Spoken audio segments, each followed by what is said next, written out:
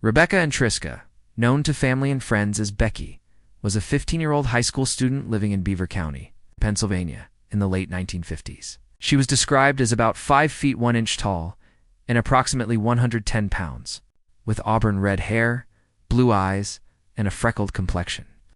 Becky was a sophomore in high school, and like many teenagers of the era, her world revolved around school activities, friends, and local social events. Ambridge, Pennsylvania, where Becky lived, was a close-knit river town along the Ohio River.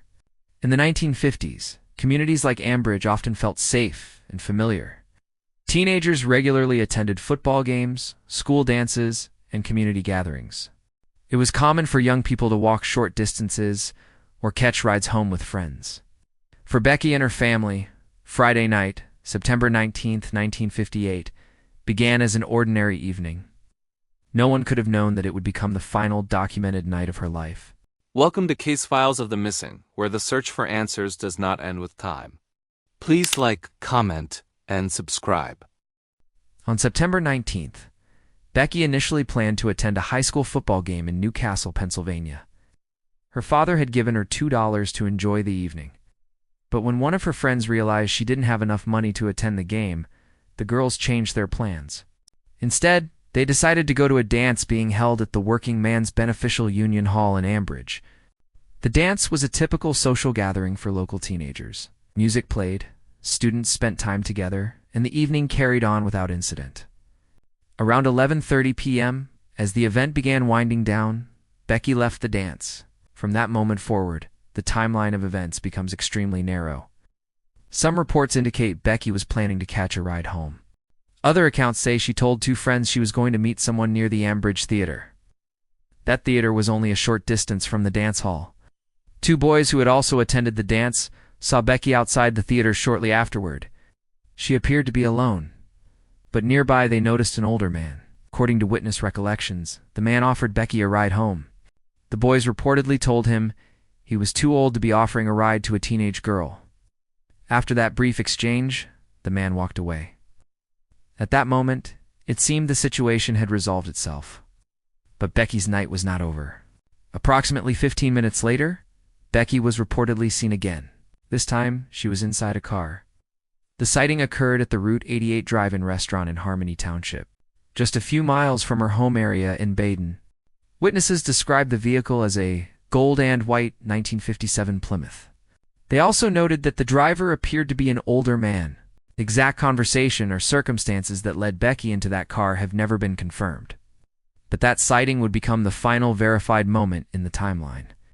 After the drive-in restaurant sighting, Rebecca Ann Triska disappeared. She never returned home. She never contacted friends or family again.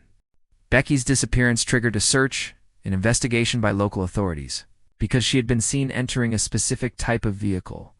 Investigators focused heavily on identifying anyone in the area who owned a similar car. Eventually, police focused on a local man named Frank Earl Senk Jr. His vehicle resembled the one witnesses had described. Authorities arrested Senk and examined his car.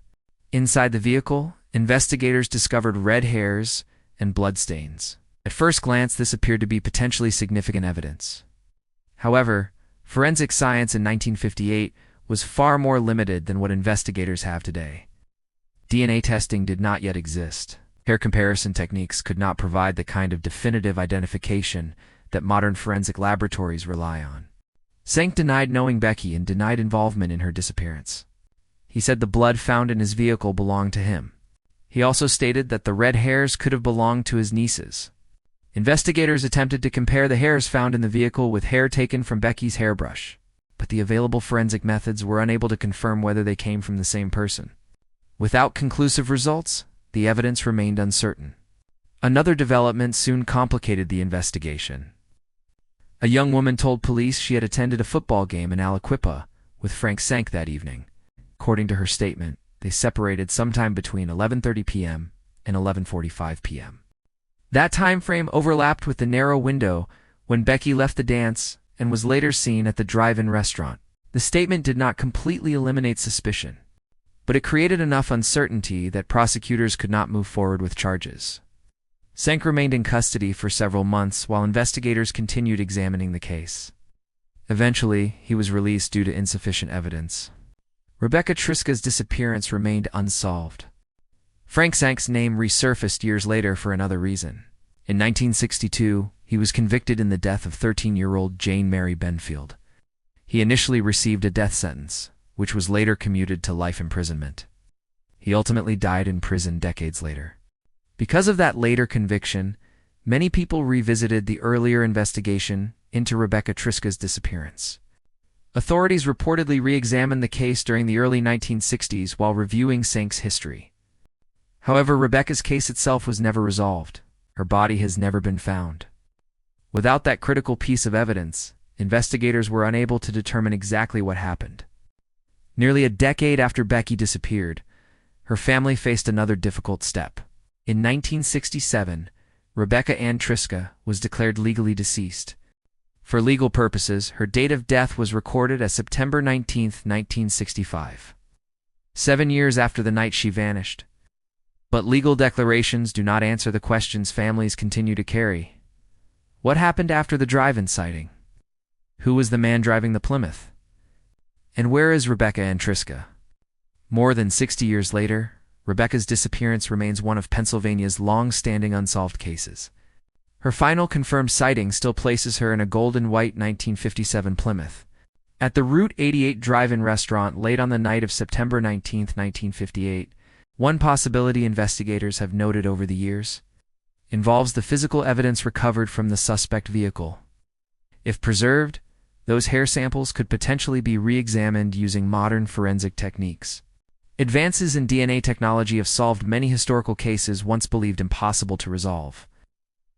Whether that evidence still exists and remains testable has not been publicly confirmed, but the possibility remains. Before this became a cold case, before it became an investigative file, Rebecca Ann Triska was simply a 15-year-old girl spending a Friday evening with friends. She had plans for school. She had a family expecting her home.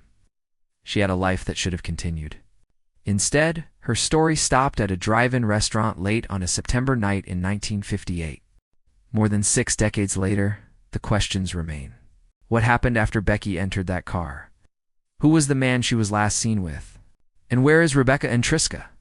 Until those answers are found, her disappearance remains open, waiting for the one piece of information that could finally bring resolution to a case that has remained unanswered for generations. This is Case Files of the Missing, where the search for answers does not end with time. For more intriguing missing person and cold case stories, please like, comment, and subscribe.